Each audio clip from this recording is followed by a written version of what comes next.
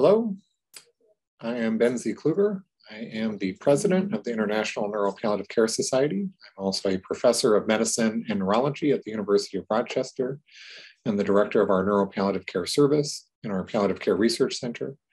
And it's my pleasure and honor to welcome you to our first annual International Neuropalliative Care meeting. The theme of our meeting this year is Taking Flight.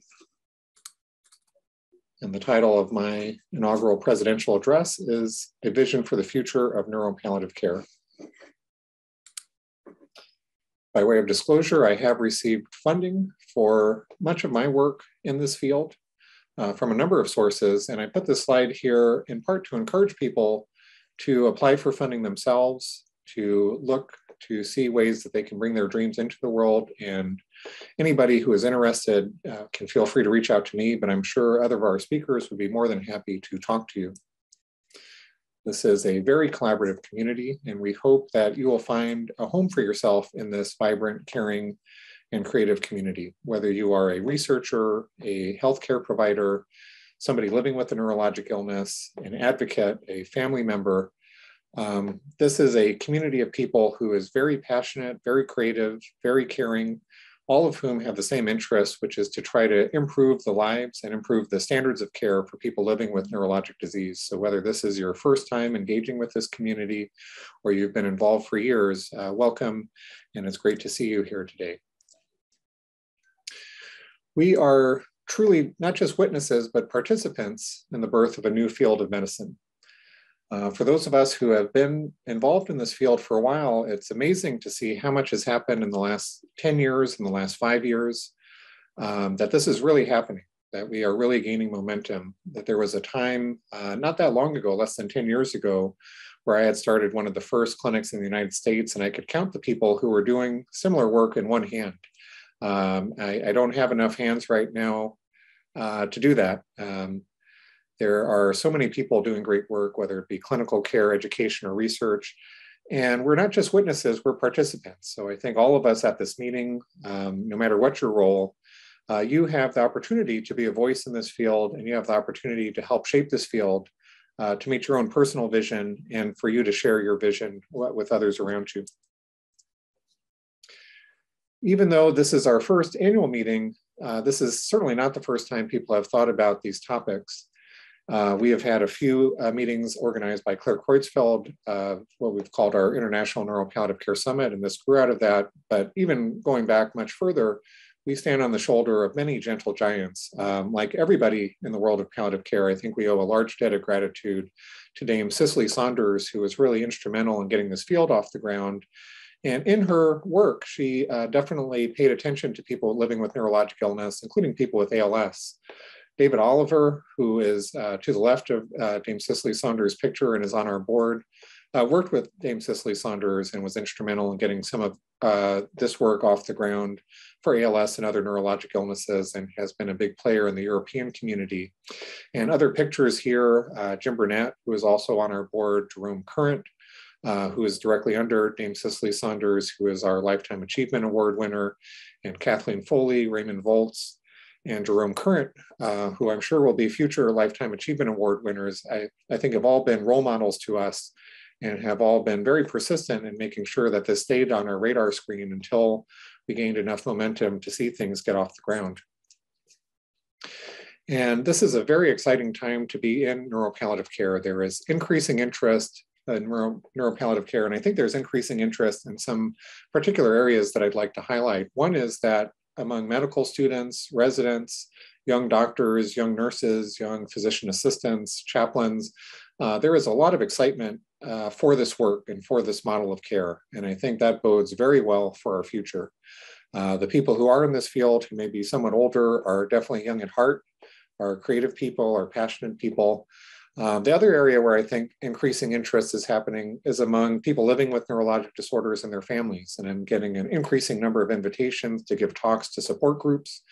And I think this is also going to be key to generate grassroots support for this model of care. So we are living in a very exciting time, and I expect things are going to continue to blossom and grow. We are witnessing exponential growth in clinical care, education, and research, and I put these things in that order on purpose.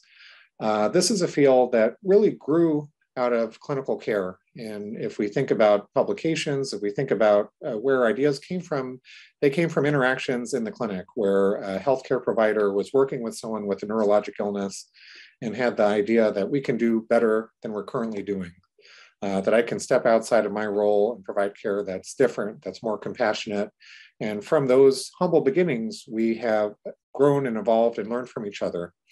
I think almost all of us have gotten into this field because of education, sometimes formally, from taking a workshop, from doing a fellowship, or informally, from seeing a provider who's doing something that's new and different and interesting to us, or sometimes by seeing a person living with a neurologic disorder who really touches our heartstrings and teaches us more about their life with the illness, and also more about who we are as people and how we can come to that table.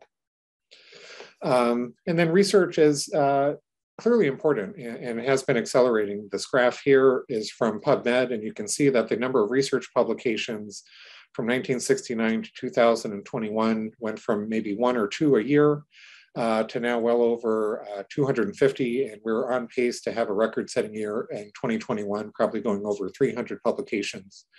So there's no doubt that this is a growing and expanding and thriving field.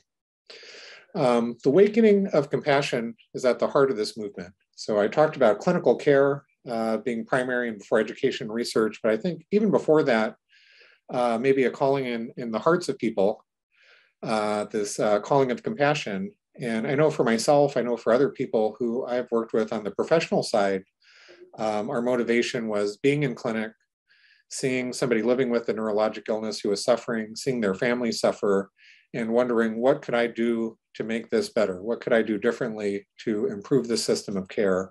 And for people who are family members, people who have lived through this illness or are living through this illness, again, that compassion comes into play, both with what they can do for themselves, but I think importantly and very movingly, what can they do so that their suffering helps others? And from that very important, very powerful beginning, we're able to change the world. I have no doubt about that. Our mission with the International Neuropalliative Care Society is to raise standards of care for all people affected by neurologic illness. And for a while, I think our motivation is going to be to try to catch up to the world of cancer. If we go to cancer centers anywhere around the world, we find social workers, we find chaplains, we find day camps for people's children, and we don't have that mindset, we don't have those resources in the world of neurology. That is changing, that is going to change, that is an area we want to go, and I think that we will actually be successful in surpassing the world of cancer because they also have a ways to go in terms of providing person-centered care. But that certainly is a starting point for us and an inspiration for us. And our vision is a world where high-quality, person-centered care is available to all people and families affected by neurologic illness. And when I say person-centered care, I mean that the person living with a neurologic illness is treated as a complete person, that we are treating them as a spiritual being, as an emotional being, as a social being, as well as somebody who is living with an illness rather than simply treating their illness and ignoring these other aspects of their personhood. And to get to where we want to go, we have to see bridges where others see barriers. This is very intentionally a society without clear boundaries. We are an international society. And as I'll talk about, there is a huge amount that we can learn across nations, across regions, across states, that everybody is doing things differently. And sometimes that variability can be a curse, but it can also be a blessing. And it can be a way that we can evolve faster if we all share our experiences. We are interdisciplinary. In our teams, we have chaplains and nurses and social workers and physicians from palliative care and geriatrics and neurology working together. And I see this as a huge strength that we really need all of these perspectives if we are going to take care of whole people. This is a community that thinks outside of the box and comes up with creative solutions. And I have no doubt that in coming meetings, we are going to see and hear about things that we're not seeing or hearing about in other aspects of medicine, again, because of this mindset of seeing and creating bridges. So what does the future of neuropalliative care look like? One thing I would like to say before getting into my own attempts at seeing the future is that there absolutely is a future. And I frequently get emails or phone calls from people who are new to the field who want to know, is there a future for me? Is there a place for me as a healthcare provider in this field? And I would say absolutely, without question, there is. And that I would also predict there's going to be increasing demand for people like you, people who have a big heart and curious mind who want to get into this field. My prediction within the US is that most academic neurology departments and other academic centers are going to have neuropalliative care divisions and programs by the next 5 or 10 years. And I think we are also seeing this expansion globally. So there absolutely is a future, and I will talk about some cross-cutting themes of what that future may look like. One thing that I see it happening, and I think is very important, is that people living with neurologic illness and their families are active members of neuropalliative care teams at all levels. And what I mean by that is that on the level of clinical care, that providers and people living with neurologic illness and their families are working collaboratively to figure out care, that we are intentionally activating and engaging and encouraging people living with neurologic disorders and their families to tell us about symptoms, to take an active role in various plans, to have a roadmap and to tell when things are getting off track with that roadmap. So we really want active and engaged patients who are driving their own care and who are part of these teams. With regards to research, I've learned a lot, and I always encourage people that I work with to have people living with the illness and their families as part of the research team. They provide so much insight. They have a unique experience that is really outside of anything else. And I think I'd love to see us move away from thinking that me as a researcher is the expert and this other person who has lived with an illness for 10 years is not an expert. They obviously have expertise and they have things that they can teach me that I don't know. And so I think we need to treat each other with respect and be on an equal footing. Regarding advocacy, I think there is huge untapped potential in working with the public and working with people living with these disorders in terms of working with foundations to generate grassroots support and change and to help convince other physicians and healthcare institutions that we need to do things differently. And I would love to see somebody living with a neurologic disease or a family member serve as even president of the society. We have people at all levels of our society, including our board, who either have a neurologic illness or are family members. And so this is really a core part of the work that we do and needs to be a core part of the work that we do if we really want to provide care that's radically person-centered. International collaborations will increase the depth and impact of our work and are going to be increasingly common. I've seen this in a couple of contexts, one of which was doing a large multi-site grant where we were looking at an intervention for people with Parkinson's disease. And one of the things we found was that before we started our intervention, before we did anything, that care partners and families in Canada were doing better than care partners and families in the United States. And so that tells us something about the social safety net in Canada and the way that care partners are supported. And it provides some very concrete evidence that we can use for advocacy. Similarly, as I was getting my own clinics off the ground, I visited and talked to people in other countries, and it was very eye-opening for me. And so I think there's a lot that we can learn from each other. And that goes for all parts of the world. One of actually my most inspiring visits was to India and seeing the work in Kerala, where there is an amazing community-based palliative care program that I think has huge potential to help people in the United States better serve some of our under-resourced communities. So this is something that I think is essential and will be part of neuropalliative care in years to come. The neuropalliative care community accelerates the pace of change by focusing on culture. So one of the themes that I really want to get out here is that this academic medical paradigm that research is the sole engine that advances change is not true. Oliver Sacks, who was not a great researcher by his own admission, was probably one of the most influential people in getting people into the field of neurology.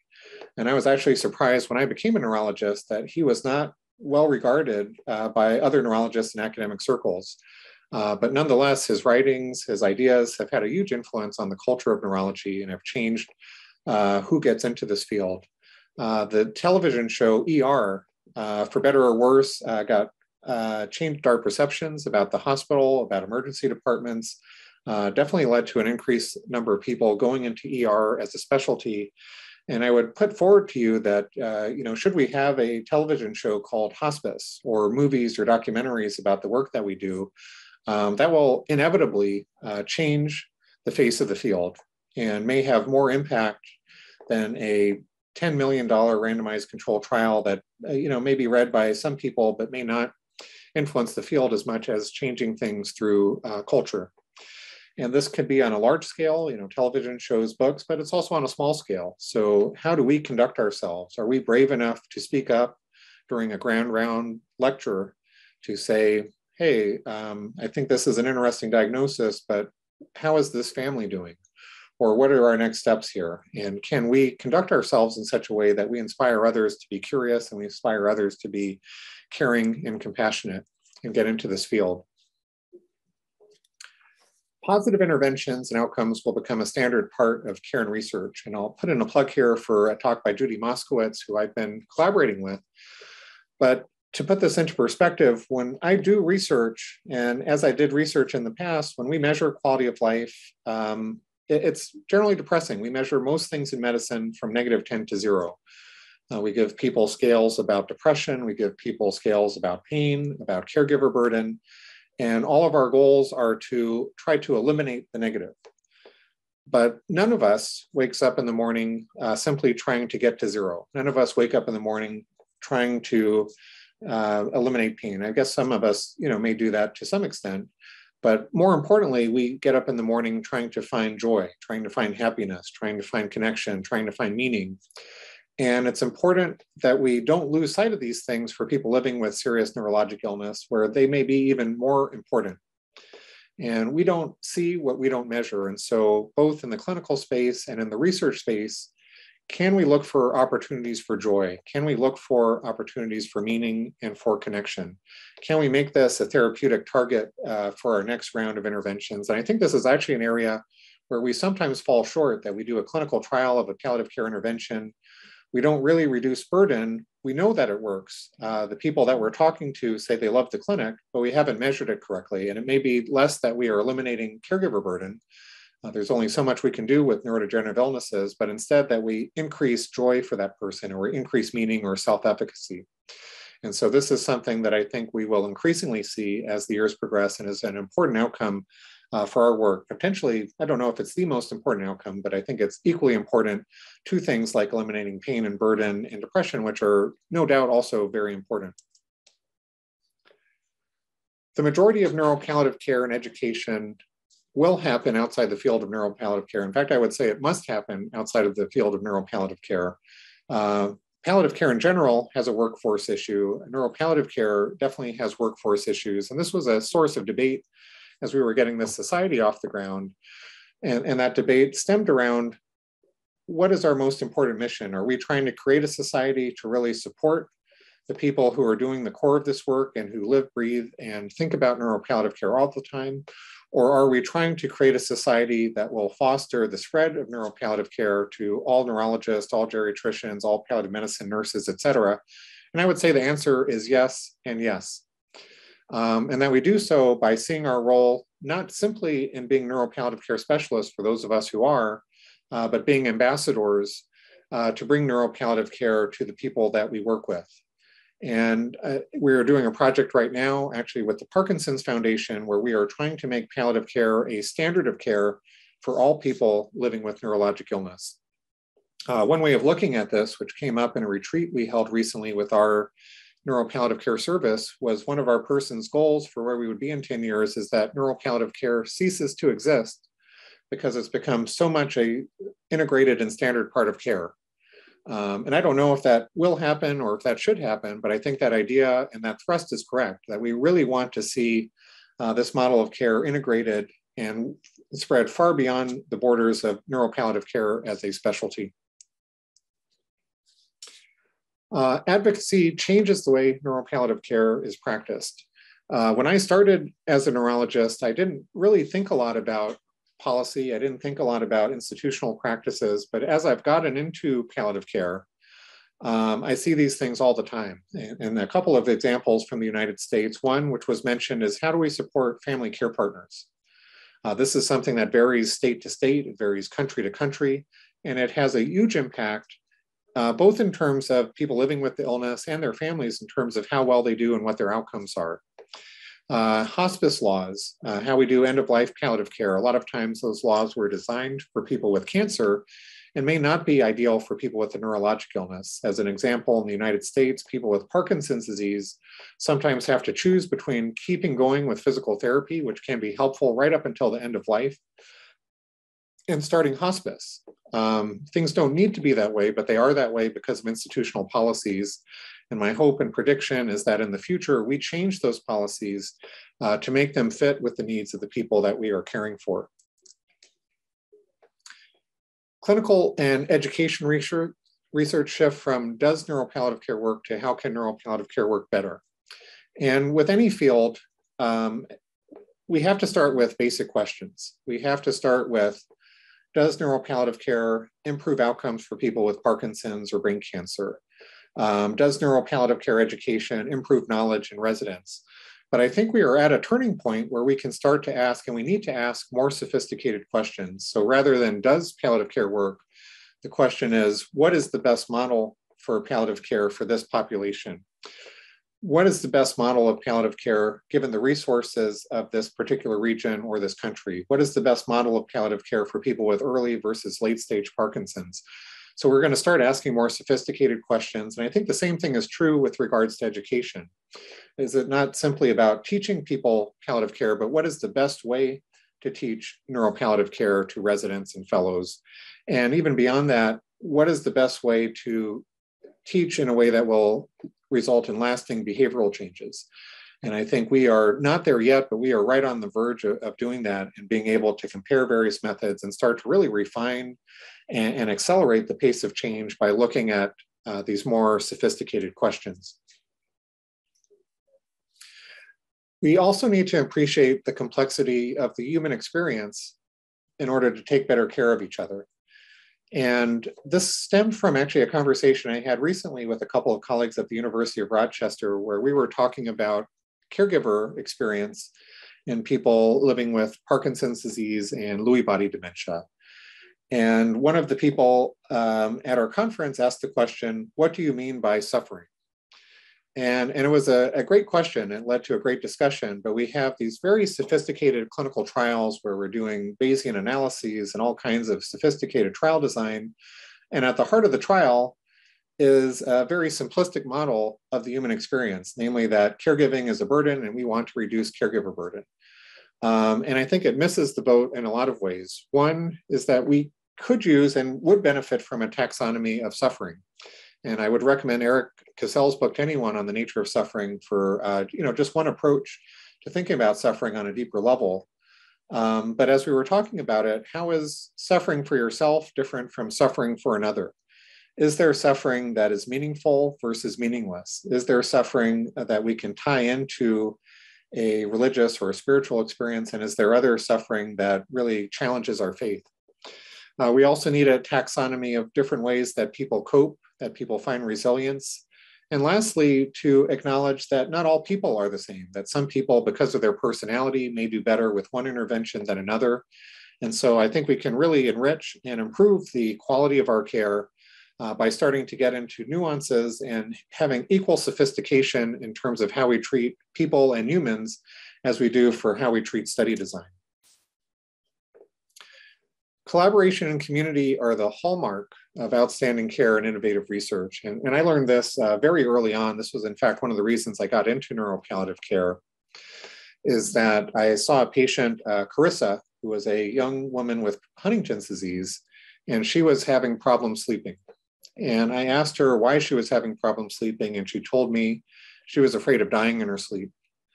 And that moment taught me more than I had learned through a lot of medical school in terms of the importance of spiritual well-being in taking care of people with serious illness. And it was really at that moment that I decided that we needed a team at the University of Colorado, and that team had to include a chaplain because we had to support people with these kinds of spiritual and existential challenges. Similar conversations, made me realize we needed a social worker, we needed a nurse. And I think the same thing is true for research. I've been working with several colleagues and mentees on advanced care planning, and one of the things that came up was that there is a group of researchers in the world of neurology and neuropalliative care who are doing research and thinking about things in a particular way. There are people in the world of geriatrics who are working on dementia and advanced care planning in a particular way. There are people in the world of palliative care who are thinking about it. And when we looked at all this literature, we saw that there was a lot of complementarity and that we could all actually increase our science, that we could all increase our effectiveness by working together. And that was honestly one of the motivating factors for creating a new society where all disciplines who care about people living with neurologic illness would be welcome. And I think this is going to be really a hallmark for the society and a hallmark for the advances in this field for years and decades to come. Equity is a pillar of neuropalliative care. And this is not where we are right now, but I think this is absolutely where we need to be. And we are thinking about this at a society level. But by calling it a pillar, we think person-centered care is a pillar of palliative care, meaning that we're going to take care of the whole person. And then we can move beyond that to family-centered care. That an illness, neurologic illness that's serious doesn't just affect one person, but it also affects their family and their partners. So we now need to do family-centered care. But can we start to think about community-centered care?